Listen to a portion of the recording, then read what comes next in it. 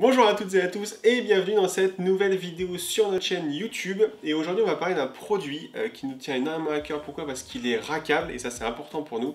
Je vais vous parler du Denon DN312X. Alors ça veut dire quoi cette référence? C'est une table de mixage rackable qu'on va retrouver chez nous dans nos études de projet, dans nos conceptions de projet. Souvent, quand on a besoin d'une table de mixage simple, encore une fois, hein, notre but, c'est pas d'avoir une table de mixage avec plein de boutons, plein de capacités, alors que la simple demande de nos clients, c'est d'avoir un curseur pour faire plus et moins.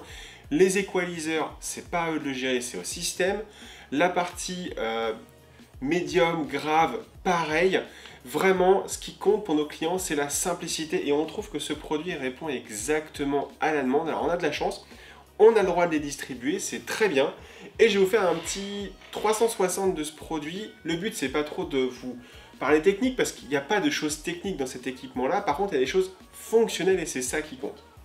Donc, souvent, vous le retrouvez dans nos flycases de conseils municipaux, de baies de brassage, de conseils de direction pour des raisons de simplicité. Quand on veut aller un peu plus loin, bien sûr, on prend une belle table de mixage avec plein de potentiomètres. Mais encore une fois, c'est pas la demande forcément de nos clients.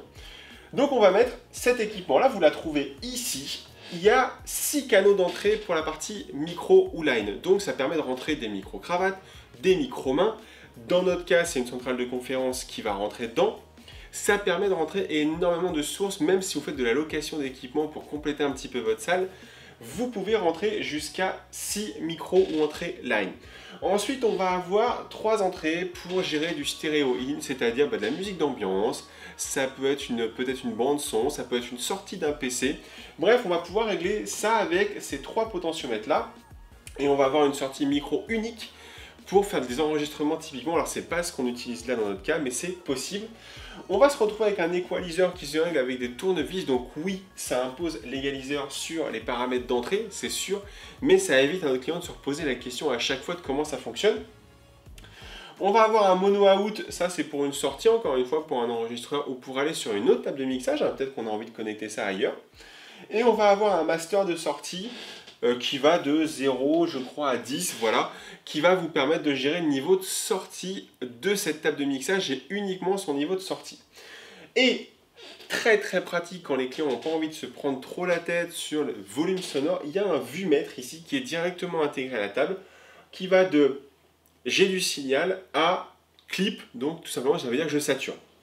Autre chose aussi, en dessous de chaque entrée, vous allez avoir, et on le verra juste après avec le petit poste de conférence, une LED verte qui vous indique, en fonction de son intensité, la présence du signal. Exemple, j'ouvre mon poste de conférence et vous voyez que la LED qui est ici, donc le channel 6, c'est ouvert et on voit bien qu'en fonction de quand je parle, donc là vous m'entendez à travers cette vidéo-là, mais on voit aussi des variations de niveau sur l'entrée. Si évidemment je baisse là, ça veut dire que j'en vois rien en sortie, ce qui est logique, mais on voit toujours qu'on a un signal d'entrée, on a une présence entrée audio. Ça peut être utile quand on veut évidemment peut-être mettre un micro-cravate ou deux quand ils sont en train d'être équipés, ça sert à rien d'avoir, ça sert à rien d'envoyer dans le mix, on voit qu'ils sont là, le mute finalement c'est le 0, et quand on en a besoin, on fait appel au niveau, et on voit que dès que j'active le potentiomètre de plus et moins, on voit que sur le master, à la sortie, on voit ce qui se passe. Pareil, hop, si je le baisse complètement, là, on a toujours notre niveau d'entrée qui est bien réglé, bien étalonné, ce qu'on pourrait faire avec un client. Il vient dans la salle, il fait un petit test de voix, on voit que c'est bien niveau, on le laisse comme ça, et puis quand on aura besoin, on fera appel à la table pour envoyer le son. Et ça, c'est hyper pratique. Et là, en fait, automatiquement, on a un droite-gauche qui peut sortir soit sur un ampli, soit sur une autre table de mixage si on veut, enfin un truc un peu plus costaud.